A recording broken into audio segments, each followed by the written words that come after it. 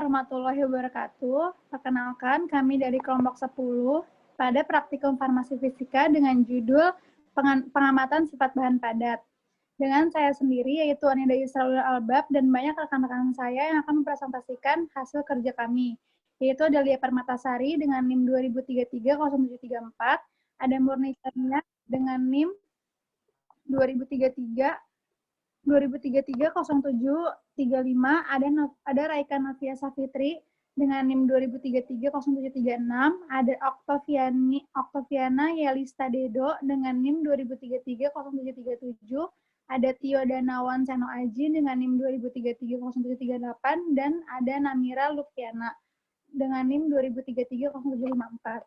Lanjut. Pada yang pertama ada rasio Hausner dan kompresibilitas.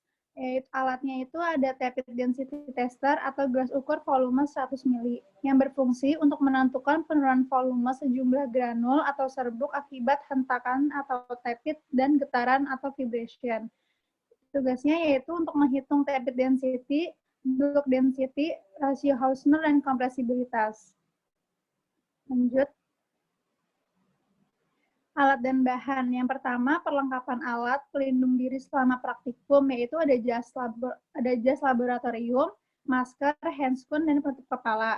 Yang kedua, ada timbangan gram, yaitu gelas ukur 100 mili. Yang ketiga, ada kertas perkamen, sendok, dan tanduk. Yang keempat, ada bahan serbuk seperti aluminium hidroksida yang berkisar sebanyak 40-50 gram. Lanjut.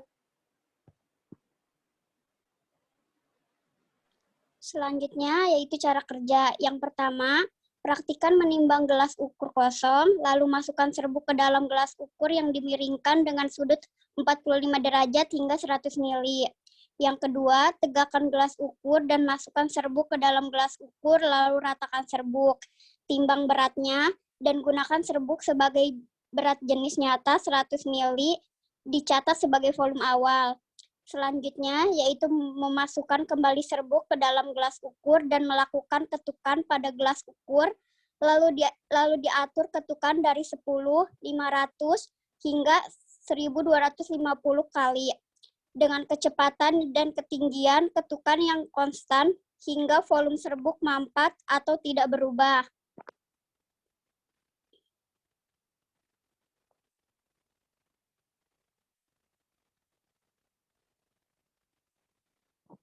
Untuk bobot serbuk yang ditimbang yaitu 47,8 gram, volume serbuk setelah diketuk 10 kali 98, volume serbuk setelah diketuk 500 86, volume serbuk setelah diketuk 1250 kali 85.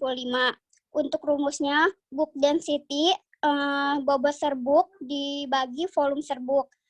Tape density, bobot serbuk, dibagi volume serbuk setelah diketuk. Rasio Hausner, tape density, dibagi bulk density. Untuk persen kompresibilitas, yaitu tape density dikurangi bulk density, dibagi tape density, dikali 100%.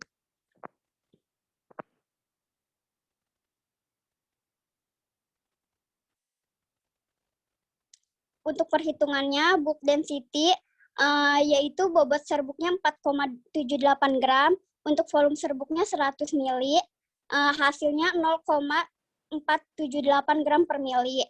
Untuk tape density-nya, bobot serbuk 47,8 gram, untuk volume serbuk setelah diketuk yaitu dipakai 1250 kali 85 mili, hasilnya 0,56 gram per mili. Rasio Hausner-nya, tape density-nya 0,56 dibagi 0,478, hasilnya 1,17. Lalu untuk persen kompresibilitasnya, tape density-nya 0,56 dikurangi bulk density-nya 0,478 dibagi tape density 0,56 dikali 100%, hasilnya 14,75%.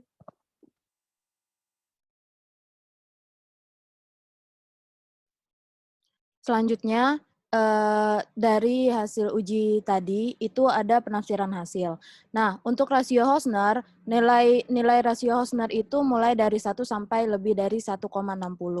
Sifat alirnya itu yang sangat mudah mengalir, cukup mengalir, agak mudah mengalir, sifat alir buruk, sifat alir sangat buruk, dan tidak mengalir. Kemudian pada kompresibilitas, itu untuk persen kompresibilitasnya itu dari kurang dari 10 sampai lebih 38. Nah, untuk sifat alirnya itu sangat mudah mengalir, cukup mengalir, agak mudah mengalir, sifat alir buruk, sifat alir sangat buruk, dan tidak mengalir. Kemudian untuk hasil rasio dan kompresibilitas, pada hasil rasio pada ketukan terakhir sebanyak 1.250 kali ketukan dalam penghitungan rasio Hausner didapat hasil 1,17 yang berarti memiliki sifat alir yang mudah mengalir. Sesuai pada penjelasan tabel tadi. Kemudian yang kedua itu kompresibilitas. Pada uji ini didapat hasil kurang dari 10 yang berarti serbuk memiliki sifat alir yaitu mudah mengalir. Selanjutnya pengujian sudut henti. Alat yang digunakan itu flat thread tester, berfungsi untuk mengetahui adanya suatu aliran material, liquid, gas, atau powder dalam suatu jalur aliran dengan segala aspek aliran itu sendiri, yang meliputi kecepatan aliran atau flow rate yang total, massa atau volume dari material yang mengalir dalam jangka waktu tertentu atau sering disebut sebagai istilah totalizer. Selanjutnya,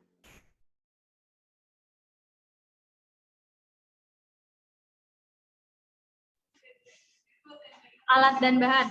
Pertama, perlengkapan alat pelindung diri selama praktikum, jas laboratorium, masker, handscoon, penutup kepala. Terus kedua, ada bahan serbuk seperti amoksisilin, paracetamol, vitamin C, vitamin B6, isoniazid atau INH, MgOH, kalsium laktat, asam mefenamat, CTM, aluminium, hidroksida, kaolin, masing-masing sebanyak 40-60 gram. Yang ketiga ada sendok tanduk, sundip, penggaris, timbangan gram, kertas perkamen, gelas ukur, flow rate tester, stopwatch. Yang keempat ada corong sebagai penampung serbuk yang akan digunakan. Yang kelima ada kertas pengalas untuk menampung serbuk pada saat tutup corong dibuka. Yang keenam ada tuas pengatur ketinggian untuk mengatur ketinggian jatuhnya zat aktif yang digunakan. Dan yang ketujuh ada penutup corong untuk menahan turunnya serbuk sebelum stopwatch diputar.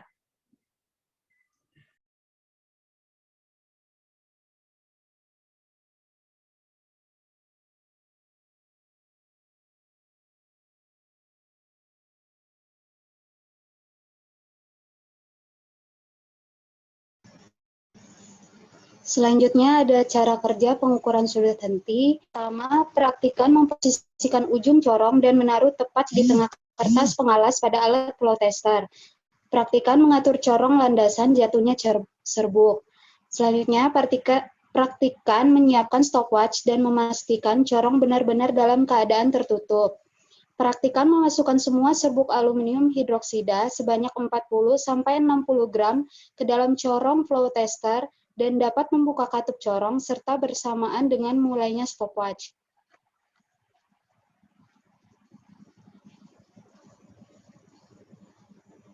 Praktikan mematikan stopwatch apabila keseluruhan serbuk yang ada dalam corong telah mengalir habis. Catat waktunya jika ada yang tersendat, dapat dilakukan pengetukan pada sisi corong. Praktikan mengukur tinggi kerucut serbuk menggunakan penggaris dan mengukur diameter kerucut serbuk. Catat tinggi dan diameternya. Praktikan melakukan hal yang sama pada serbuk lain. Praktikan memperoleh data sebagai berikut untuk dimasukkan ke dalam rumus. Selanjutnya, perhitungan sudut henti. Diketahui tinggi tumpukan granulnya 3,5 cm.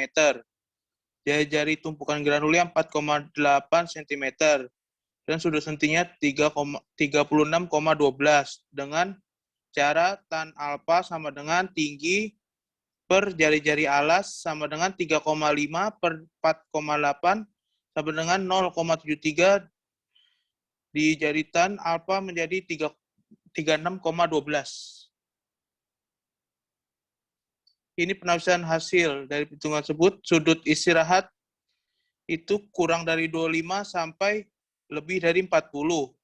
Sifat alirnya itu sangat mudah mengalir, mengalir, dan sukar mengalir.